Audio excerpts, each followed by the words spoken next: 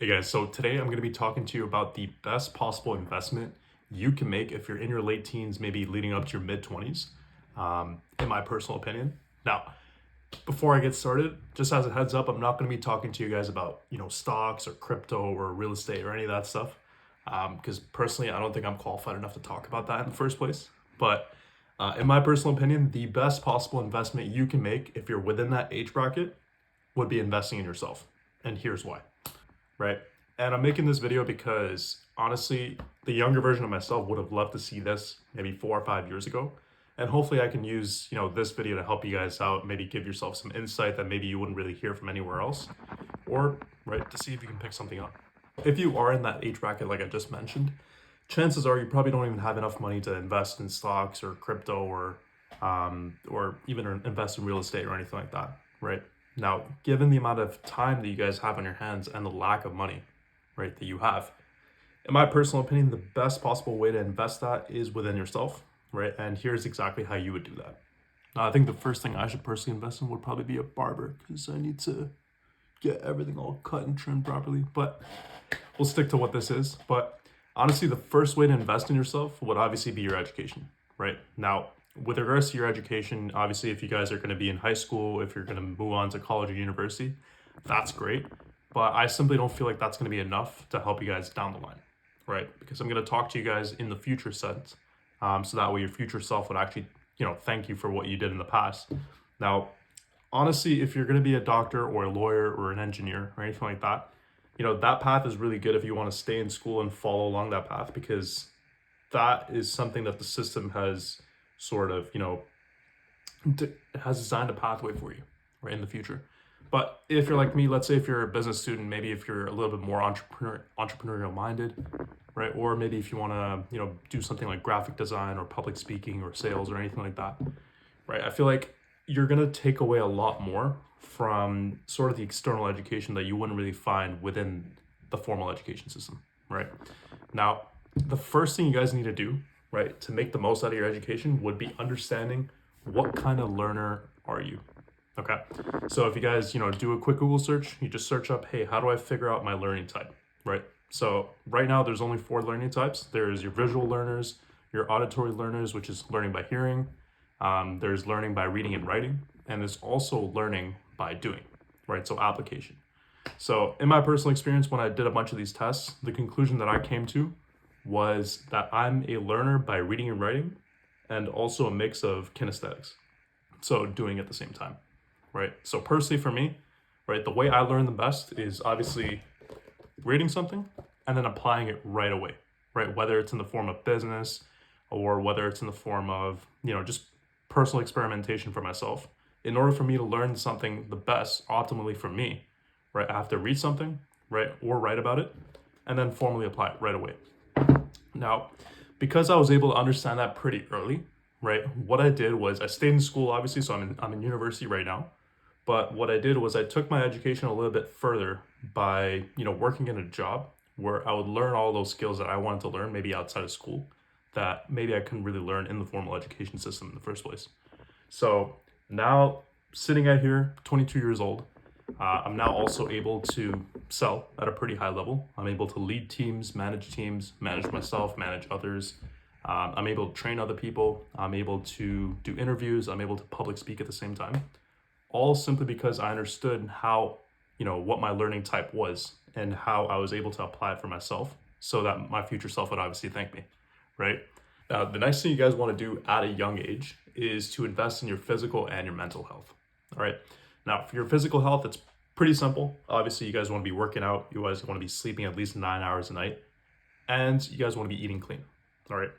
Now, this does seem like pretty obvious and simple advice, but you'd be surprised to see that most people don't even follow this in the first place.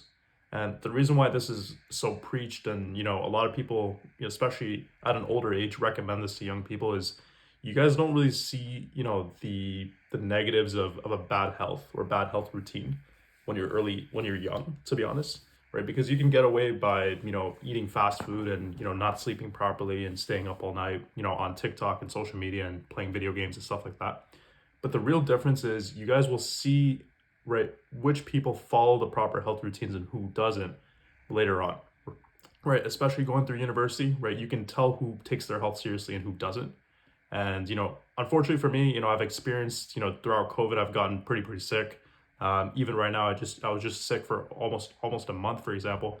And it's kind of weird to say, but especially at a young age like this, but you should never take your health for granted.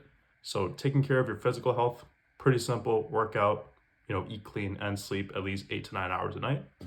Now, the next thing you guys want to do is invest in your mental health. Right, there's a lot of different things that you guys can do about your mental health. Obviously, if you guys go conduct therapy, if you guys have any serious issues. But to be honest, most people are mentally fit, and two habits I'd like to instill into you guys right at an early age would be meditating and journaling. So meditating is pretty simple. I personally meditate for 30 minutes every single day. But if that's a little bit too much for you guys, I'd recommend meditating for 2 minutes, 5 minutes, 10 minutes every single day. I'm not going to get too much, get a little bit into too much detail without. You can do a quick Google search or watch some YouTube videos on how to do that. And the next thing you guys want to do is get a journal and journal every single day, right? So I personally, in order for my mental health to, to stay awesome and have a clear mind and help me able and keep myself able to focus every single day, right?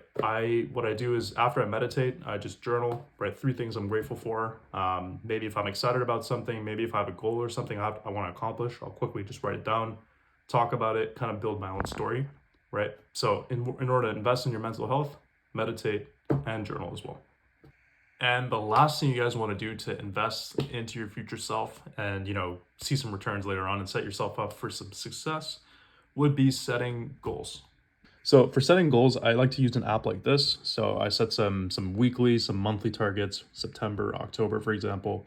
I set targets for 3 months in advance. I set targets for a year in advance, 2 years in advance, right? So I talk about, stuff like, financial goals, personal goals, even financial goals at the same time. Setting goals early, in my opinion, is extremely important because it gives yourself a clear vision and a clear idea of exactly where you're going and to keep you motivated, especially like having an app like Notion. So it's Notion, right? Having that on your laptop, having that on your phone, so it's physically in front of you, it's on a device that you normally use, right? It's important to have goals in front of you because you know exactly what you're working towards every single day. And it keeps you in check, it keeps you motivated, and it holds you accountable, right? I personally use it as motivation because, when it feels like, nothing is really going your way, maybe you're going through a tough time, maybe if you're at school, maybe if you're at work, if it feels like things are getting stressful, things are getting really tough, right? I just like to have my goals in front of me and take a look at them every single time I feel down because, I like to tell myself that, hey, this is all worth it because what I'm going to accomplish in the future is going to be so much better than what I'm going through right now, right? So, for example, right, let's say if, when I was at my old job, when I was, doing sales and knocking on doors or even doing cold calls, right? When I would get through a dry slump and not get any sales or not get any customers for a little bit while, or for a little while, I would just tell myself, I'd be like, hey, okay, listen, maybe right now I don't really see the big picture as of yet, but 2 or 3 years down the line, I told myself and I told my parents that, hey, I'm gonna help them, buy our dream house. I'm gonna help them buy some cool cars. I'm gonna buy myself a Porsche. I'm gonna buy myself a Ferrari, a G-Wagon, right?